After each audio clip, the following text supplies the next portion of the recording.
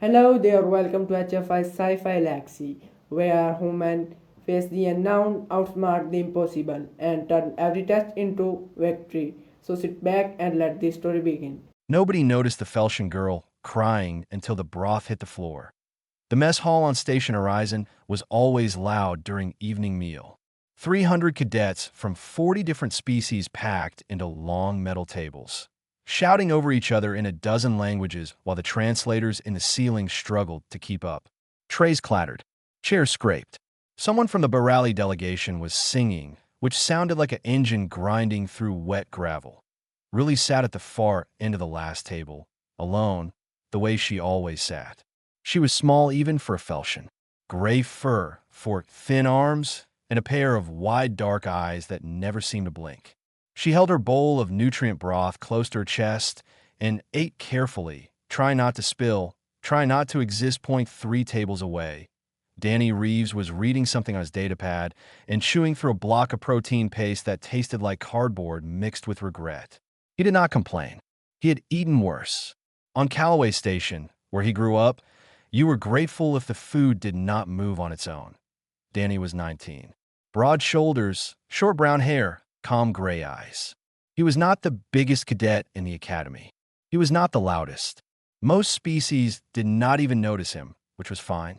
Humans had only been part of the Galactic Union for 11 years. To everyone else, they were the new kids. Small, soft, short-lived. Hardly worth attention. Danny liked it that way. He glanced up from his datapad the way he always did, scanning the room in a slow sweep. It was a habit from home. On Callaway, you watched your surroundings or you paid for it. His eyes moved across the tables, over the Birali singers, past a group of Morwi cadets cleaning their mandibles, and stopped at the far end of the hall. Point five Kovari were walking toward Ruli's table. Danny set his datapad down. The Kovari were tall, scaled, and built like predators. Their leader was Bran. He walked like the station belonged to him, shoulders back, yellow eyes half closed with boredom. Behind him came Lisek, Tor, Mavani, and Drace. They moved in formation, even in a mess hall. Warrior caste, every one of them. Bryn stopped at Ruli's table and looked down at her the way someone looks at an insect on their shoe. Felshon, he said. His voice carried. I told you yesterday. This section is ours. Ruli did not look up. Her forehands tightened around her bowl. I will move, she whispered. You should not be here at all, Bryn said. Prey animals do not belong in a military academy. You belong in a cage. A few cadets at nearby tables glanced over, then looked away. This was not new. Bryn's group had been doing this for weeks. Everyone knew. Nobody did anything. Ruli stood up, her legs shaking, and tried to step around Bryn. He did not move. She tried the other side. Lisek blocked her path. Say it, Bryn said. Say you are prey. Ruli's wide dark eyes filled with tears. She opened her mouth, but nothing came out. Bryn reached down and slapped the bowl out of her hands. The broth exploded across the table, splashed over Ruli's uniform, and dripped onto the floor in a spreading puddle. The sound of the bowl hitting metal rang through the mess hall like a bell. The room went quiet. Point 300 cadets. 40 species. Not one of them moved. Bryn grinned. His four friends laughed behind him.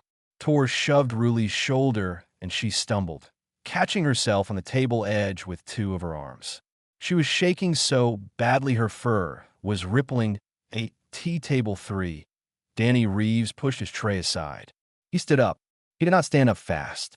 He did not slam his hands down.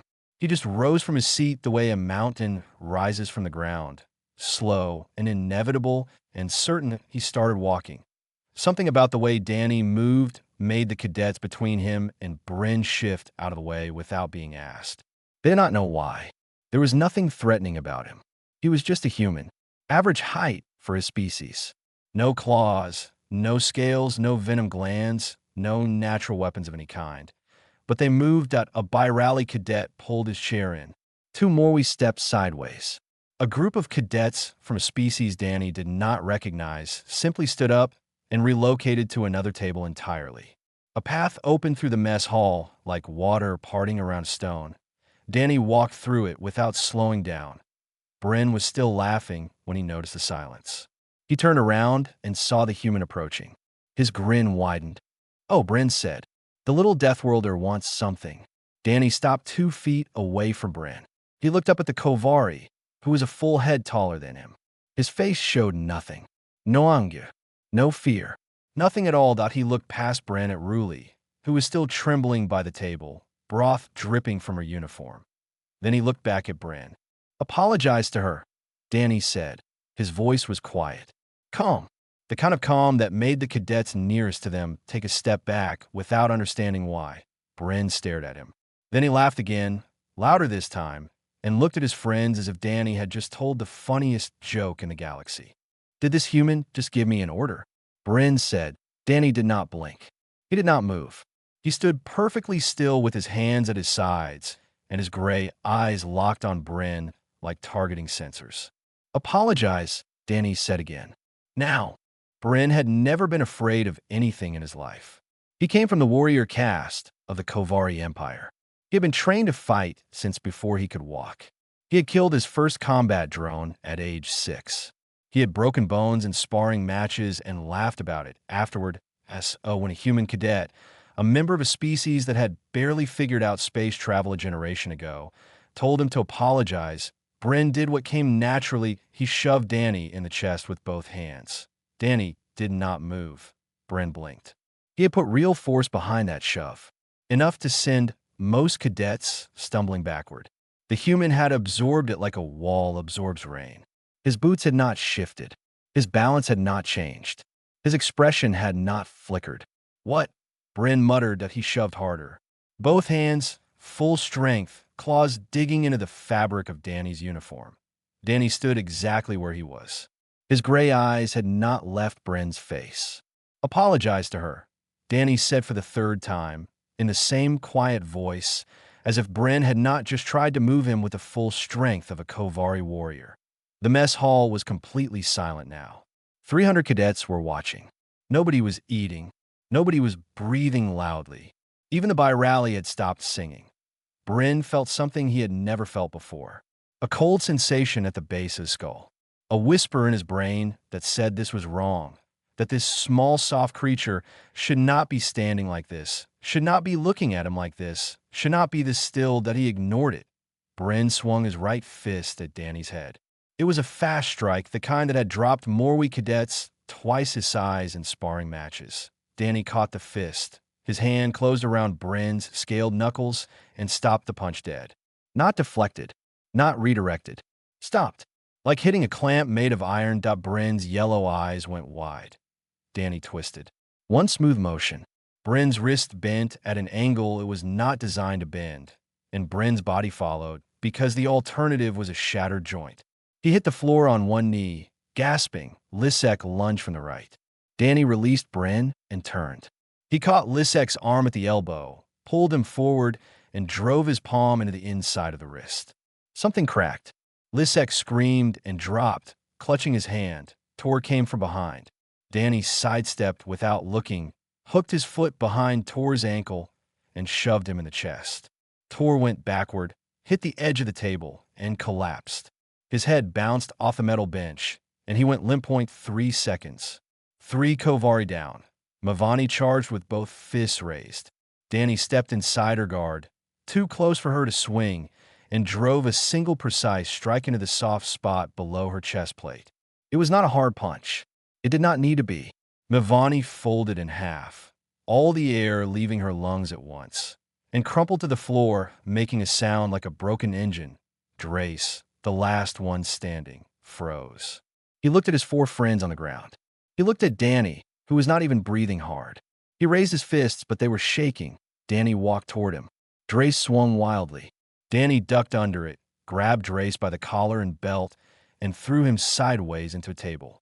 Drace slid across the surface, crashed into the bench on the other side, and ended up on the floor tangled in chairs, unable to get up. 5 Kovari warriors. 30 seconds. 1 human cadet. The mess hall was so quiet you could hear the station's air recyclers humming 3 decks away. Danny stood in the middle of the carnage, completely still. His uniform was not torn. His hair was not messed up. His breathing was normal. The only sign that anything had happened was a slight redness across the knuckles of his right hand. He turned away from the groaning Kovari on the floor and walked to where Ruli was standing.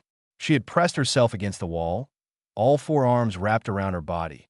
Her dark eyes, so wide they looked like moons. Danny knelt down, so he was at her eye level. His face changed. The blankness disappeared, and something warm replaced it. Something gentle. "Are you okay?" he asked.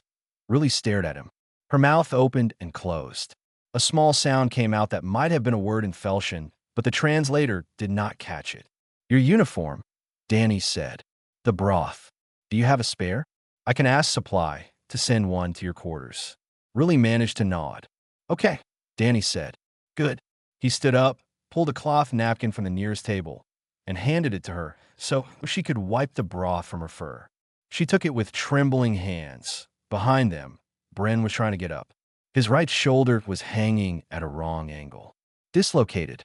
He made it to one knee, his yellow eyes burning with fury and something else.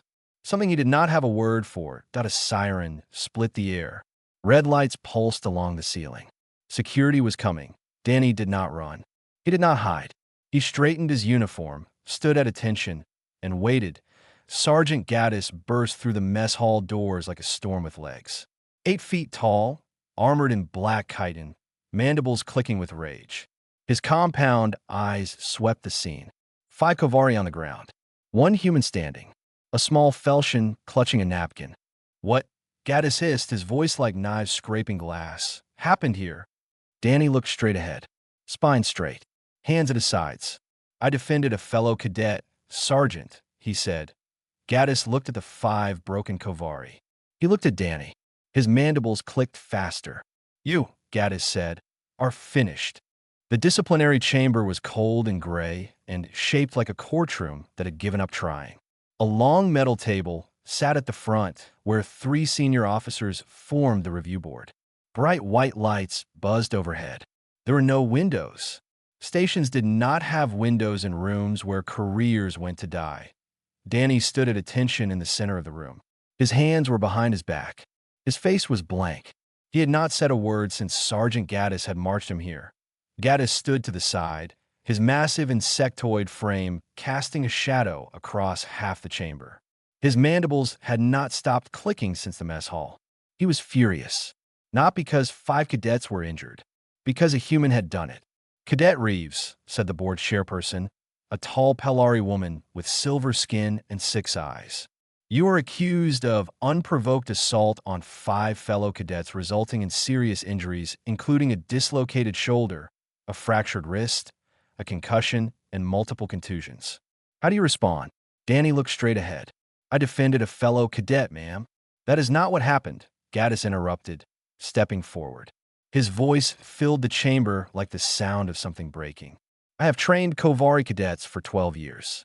They're disciplined warriors. This human attacked them without cause. I recommend immediate expulsion." The board members looked at each other. The Pelari chairperson made a note on her tablet. "Cadet Reeves, do you wish to add anything to your statement?" "No, ma'am." Danny was not going to argue. He was not going to explain. He had done what he did, and that was the end of it. He had learned a long time ago that explaining yourself to people who had already made up their minds was a waste of oxygen. The chamber doors opened. Ruli walked in. She was shaking so badly her gray fur was rippling in waves from her head to her feet. Her 4 arms were pressed tight against her sides. Her dark eyes were wet. She looked like she wanted to be anywhere else in the galaxy. But she kept walking until she reached the center of the room and stood beside Danny. "I wish to speak," Ruli said. Her voice cracked on every word. The board chairperson raised an eyebrow. "Identify yourself." "Cadet Ruli. Felsian. 3rd intake. I was there. I was the one he was defending." Gaddis clicked his mandibles. "This is not relevant. The question is whether the human used excessive force. The question," the chairperson said calmly, "is whatever I decide it is." "Speak, Cadet Ruli." Ruli swallowed hard. She told them everything. She told them about the first time Bran had called her a prey animal 3 weeks into the term. She told them about the time Lisek had knocked her training equipment off the rack, and no one had helped her pick it up. She told them about the time Tor had blocked the corridor and would not let her pass until she said she did not belong at the academy. She told them about the broth, the slap, the laughter. She told them that no one had helped. Not once. Not any of the 300 cadets in the mess hall. Not any of the instructors she had reported it to. I reported it twice, Ruli said, her voice barely above a whisper. To Sergeant Gaddis. Both times he told me that conflict builds strength and I should learn to handle it. Every eye in the room turned to Gaddis. The sergeant's mandibles froze mid-click. That is taken out of context, Gaddis said quickly. The chamber doors opened again. This time, more cadets walked in. Different species, different sizes, different stories. All of them had been targets of Bren's group. All of them had reported it. All of them had been ignored. By rally cadet with a chipped shell Cedrace had cracked it during a training exercise and called it an accident. A thin, pale cadet from species Danny did not recognize said Mavani had stolen her meal tokens 3 times. A Morwi cadet, smaller than most of his kind, said Bren had told him that small Morwi were defective and should be recycled. The room was very quiet when they finished. The chamber doors opened one last time. Commander Yolanda Price walked in. She was human. Mid-40s, dark hair pulled back tight, wearing a Union officer's uniform with a cultural liaison badge on the shoulder. She moved with the kind of confidence that came from 20 years of military service and zero patience for nonsense. Commander, the chairperson said, you have something to contribute. Ido. Price pulled up a holoscreen and tapped it twice. Security footage played. The mess hall from above. Clear as glass. It showed Bren approaching Ruli. It showed the slap, the broth spilling, Ruli flinching. The laughter. IT showed Danny standing up. IT showed Bren shoving Danny first. Twice. It showed Bren throwing the first punch. Cadet Reeves responded to physical aggression initiated by Cadet Bren. Price said, the footage is clear. He used controlled, measured force. No strikes after opponents were down. No weapons. No excessive injury.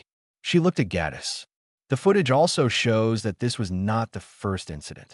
I have pulled 14 separate recordings of Bren's group targeting vulnerable cadets. And I have pulled Sergeant Gaddis's dismissal of 2 formal complaints. Gaddis said nothing. His mandibles were completely still for the first time anyone could remember. The board deliberated for 6 minutes. The ruling came fast. Danny was confined to quarters for 3 days for engaging in physical altercation. Bren's group received full disciplinary action, suspended from active training pending review. Sergeant Gaddis received a formal reprimand on his permanent record for failure to address reported harassment. Danny saluted the board and turned to leave. Commander Price fell in a step beside him in the corridor. You knew this would happen, she said. I knew someone would get hurt eventually, Danny said. I just made sure it was the right ones. Price studied him for a long moment. I read your file, Reeves. All of it. Callaway Station. Everything. Danny's jaw tightened slightly. Then you know I don't start fights, ma'am. I know, Price said quietly. I also know how you finish them. The quarters they gave Danny were small.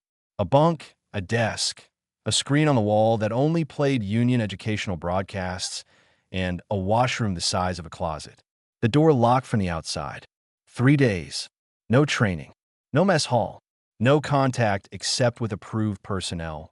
Danny sat on the bunk and stared at the ceiling and did not mind at all. He had lived in smaller rooms.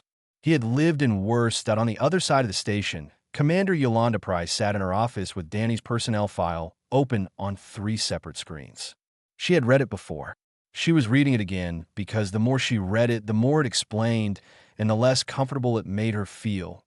Daniel James Reeves.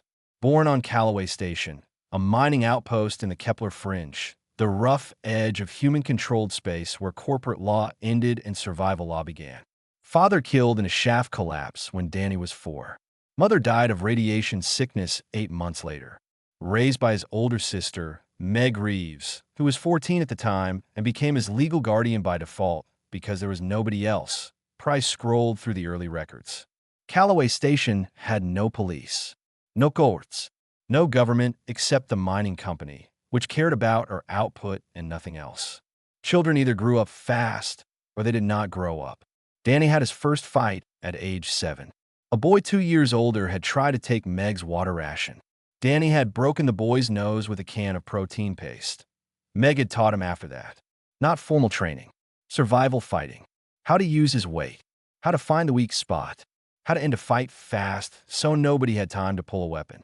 She had worked the deep shafts during the day and taught Danny to fight in the evenings, in the narrow corridors of their housing block, using shadows and pipes and closed doors as obstacles. That'd be why the time Danny was 12, nobody on Calloway bothered him or his sister. Price leaned back in her chair and rubbed her eyes. The file got heavier after that. When Danny was 15, a group of off-world smugglers had taken control of Calloway's water processing facility. They cut the supply to the lower levels and demanded payment. The mining company refused to intervene because it would cost more than the workers were worth. For 3 days, 2,000 people in the lower levels had no water. Danny had organized 17 teenagers. Kids. The oldest was 16. They knew the maintenance tunnels better than any adult because they had spent their childhoods hiding and playing in them. Danny led them through the dark, through spaces too small for the smugglers to follow, and they took back the water facility in a fight that lasted 11 minutes. 2 smugglers were hospitalized. None of the teenagers were seriously hurt. Danny had a broken rib and a knife wound across his left forearm that still showed as a white scar. The story leaked to the Union news networks. A human teenager leading a group of children to retake a water supply from armed criminals. It was the kind of story that made aliens pay attention, not because it was heroic, but because it was terrifying. A species whose children could do this. What could their adults do? Price closed the early files and opened the medical and biological section. This was the part that most aliens did not understand. Humans came from Earth, a planet that the Galactic Union had classified as a Category 12 death world. High gravity, extreme weather, predators on every continent, toxic atmosphere by the standards of 70% of Union species. The fact that intelligent life had evolved there at all was considered a statistical error. The result was a species that was stronger, faster, and more durable than almost anything else in the Union. Human bones were dense. Human muscles were built for sustained high-output performance. Human pain tolerance was off the charts. Human endurance, the ability to just keep going when any sane organism would stop, was unmatched by any known species. Most aliens did not know this. Humans were small. Humans were polite. Humans smiled a lot and talked about things like music and food and feelings. They seemed harmless. They seemed soft. They were neither. Danny Reeves was not a super soldier. He was not genetically enhanced. He was not specially trained by any military program. He was just a human who had grown up in a hard place and had stopped pretending to be less than he was. Price closed the file and stared at the dark screen for a long time. A knock on Danny's door came on the second evening of his confinement. The lock clicked from outside, and the door slid open. Ruli stood in the corridor, her forearms holding a covered tray. She was still shaking, but less than before. Her dark eyes blinked twice. "I brought food," she said. The guard said it was allowed. Danny looked at her, then at the tray. Nobody had brought him food since Meg used to leave plates outside his door on Calloway when he was too tired to walk to the commons. "Thank you," he said. He meant it more than the words could carry. Ruli set the tray on his desk and stood there, not leaving, not quite knowing how to stay. She looked at the small room, at the bare walls, at Danny sitting on the bunk with his hands on his knees. "Why did you do it?" she asked. "You could have been expelled. You did not know me. You had no reason." Danny thought about it for a moment, not because he did not know the answer, but because he wanted to say it right. "On Calloway," he said, "my sister used to say something. She said the galaxy is full of creatures that are stronger than you, faster than you, bigger than you. But the one thing that makes a human different is that we cannot walk past someone who is hurting. It breaks something inside us if we try." Ruli stared at him. "That sounds like a weakness." Danny almost smiled. "Yeah, most aliens think so. Is it?" Danny looked at the white scar on his forearm. The one from the water facility. The one he got when he was 15, fighting for people he barely knew, because walking away was not something his body would let him do. "No," he said. "It is the strongest thing about us." Something changed in the mess hall after Danny came back. That IT was not allowed change. There were no announcements, no speeches. Nobody pinned a medal on anyone's chest. It was the kind of change that happened in the spaces between moments, in the way cadets shifted their chairs, in who sat next to whom, in the silences that used to be filled with cruelty and were now just silence. Really did not sit alone anymore. On Danny's first morning back, he walked into the mess hall and found her at the same table, in the same spot, but this time there were others. A bi-rally cadet with a chipped shell sat to her left. The thin, pale cadet who had testified about stolen meal tokens sat across from her. Amorwi, the small one who had spoken up at the hearing, was eating beside them. They looked up when Danny walked in. He gave him a small nod and sat at his usual table 3 rows away. He did not join them. That was not his way. He had done what needed doing. The rest was theirs, but really glanced over at him. And for the first time since he had met her, she was not shaking. The days that followed were hard in a different way. Sergeant Gaddis had not forgiven Danny. The formal reprimand on his record had humiliated him in front of the entire academy staff, and Gaddis was the kind of creature that turned humiliation into punishment. Danny's training schedule doubled. His drills were longer. His evaluations were harsher. When other cadets ran 10 laps of the training ring, Danny ran 20. When the squad practiced formation combat, Gaddis assigned Danny to the opposing team alone, 1 human against 8 cadets. Danny did not complain. He ran the laps. He fought the drills. He took the unfair scores and filed them away in his head and kept moving. On Callaway, complaining about unfairness was like complaining about gravity. It did not change anything, and it wasted energy you might need later. The other cadets noticed. Not just the ones who had been bullied. All of them. They watched the human run his extra laps without slowing down. They watched him fight outnumbered without losing his temper. They watched him take Gaddis's punishments with the same blank, steady expression he had worn in the mess hall. Respect is a strange thing. You cannot demand it. You cannot fake it. It grows in the cracks between what someone says and what someone does, and Danny Reeves never said a word about any of it. 2 weeks after the incident, Bryn found Danny alone in a training corridor. Danny was stretching after a solo drill session. His uniform was soaked with sweat. He looked up and saw the Kovari standing at the far end of the corridor. Bryn's shoulder had healed, but he held it stiffly, like it still remembered what Danny had done to it. Danny stood up slowly. His weight shifted to the balls of his feet without him thinking about it. Old habits. But Bryn did not raise his fists. He walked closer and stopped 3 meters away, outside striking range, and just stood there. What? Bryn said. Danny waited. You could have ignored it, Bryn said. Every other cadet in that hall ignored it. 300 of them. They looked away because it was easier. Why did you not look away? Danny studied him for a long moment. Bryn was not angry. He was confused. The yellow eyes that had burned with fury in the mess hall now held something else. A question that he could not answer himself. Where I come from, Danny said, looking away is the same as doing it yourself. Bryn's jaw tightened.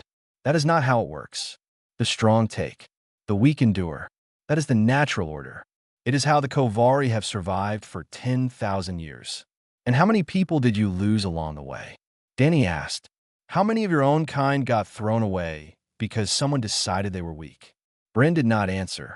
Strength is not about what you can take, Danny said. It is about what you are willing to protect. For a long time, neither of them spoke.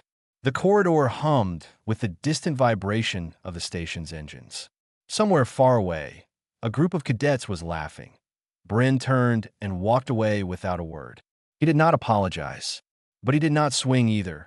And Danny understood that for a Kovari, just standing there and listening was the hardest thing Bryn had ever done.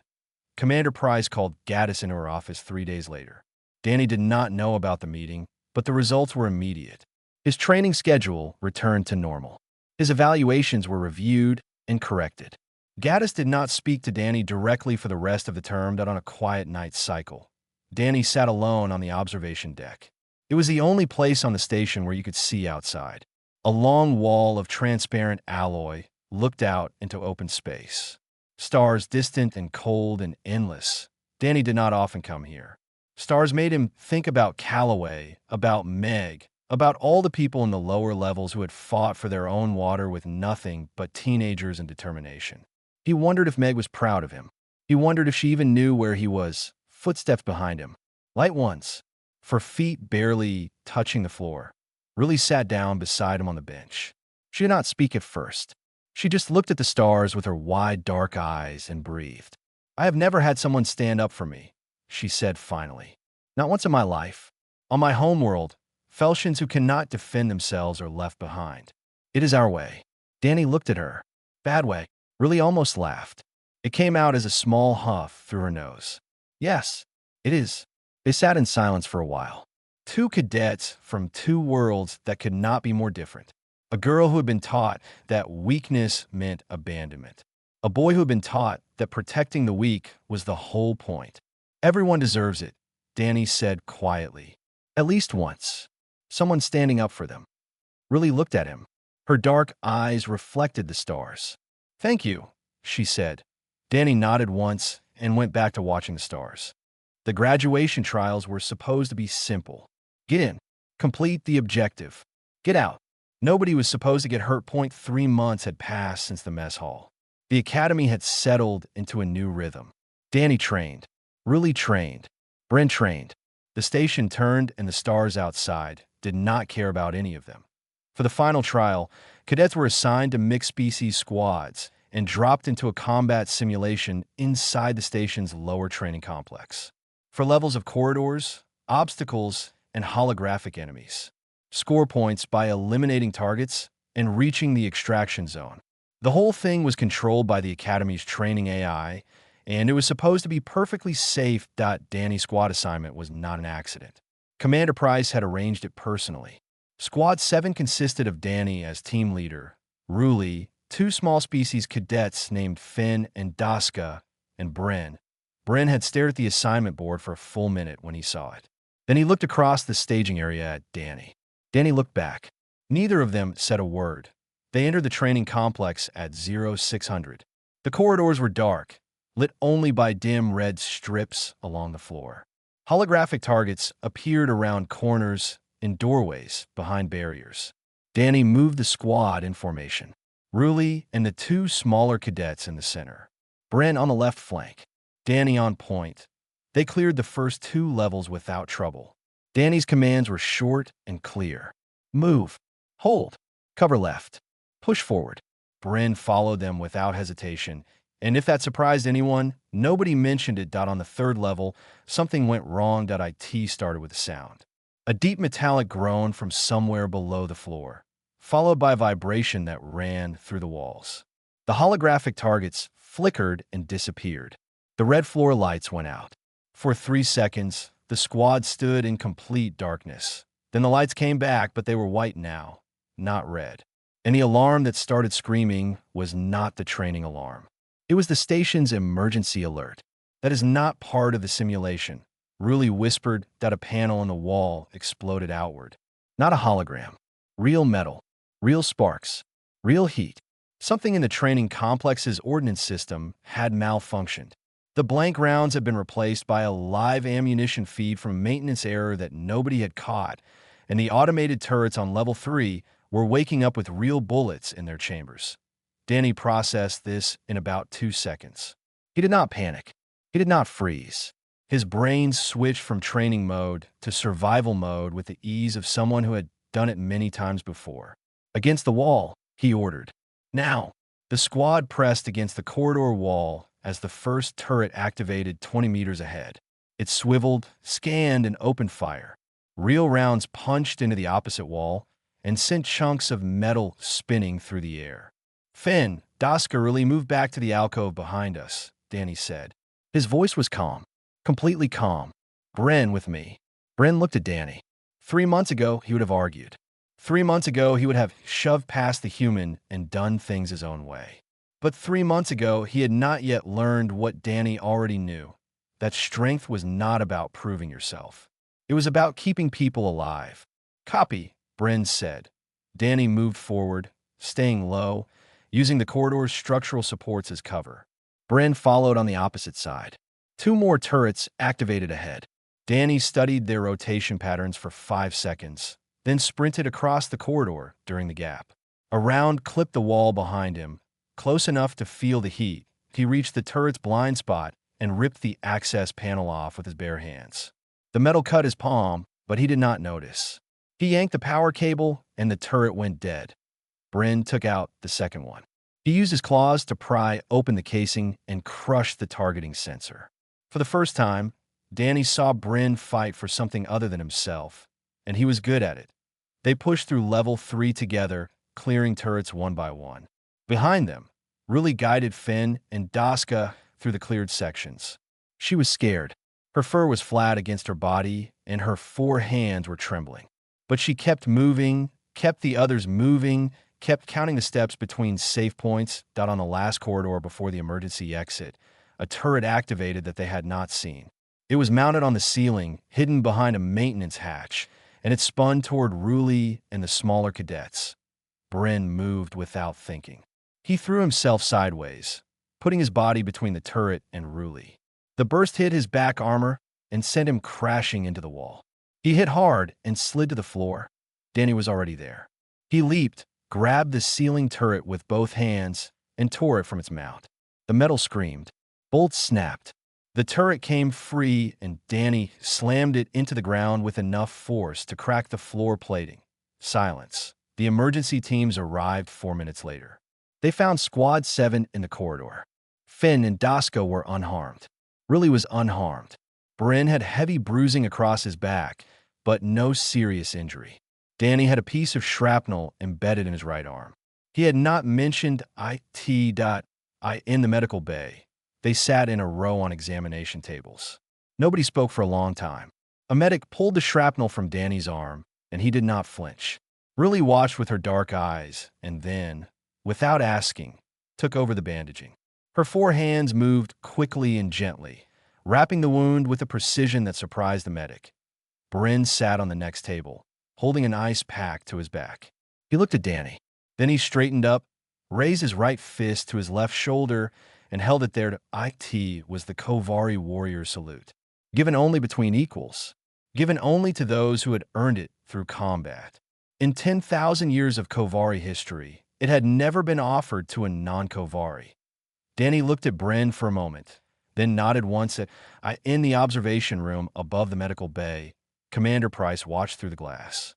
She opened a new report on her terminal. The subject line read, Integration Success. Recommend expanding human cadet enrollment. She paused, then added a second line. They're not what the galaxy thinks they are. There's something better. 1 week later, the mess hall was loud again. 300 cadets, 40 species. The bi-rally were singing. Trays clattered. Translators hummed. Danny sat at his usual table, reading his datapad, eating protein paste that still tasted like cardboard. Ruli sat across from him, eating her broth without fear. At the next table, Bryn and his group sat quietly. Not friends, not enemies. Something the galaxy did not have a word for yet. Nobody spilled anyone's meal. Nobody ever did again.